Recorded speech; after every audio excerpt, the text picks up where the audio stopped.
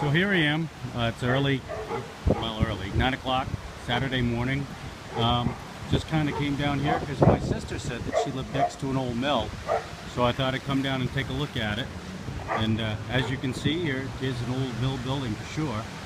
And if we walk around the corner, it's kind of interesting because here is the Great Works River. And of course, this was like a lot of little rivers in New England. They found it pretty useful to use for water power. They would dam up the river, and then they would set a mill to work on it. So what you see right here is you see kind of where the river kind of gets moved into this little channel. And I don't know if you can tell just ahead of that boat right there, there's a place for the water to actually escape into the mill.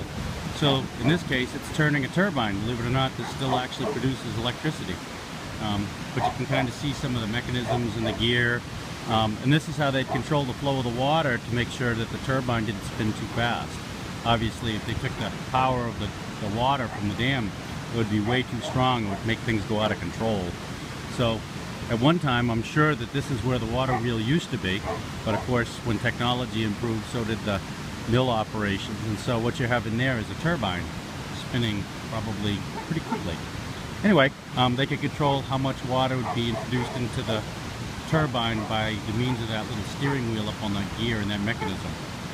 So you walk around the corner here, you can just see exactly how much water power they actually have here. They have quite a bit available to them. And you can probably see that little pipe, that little penstock pipe sticking out there.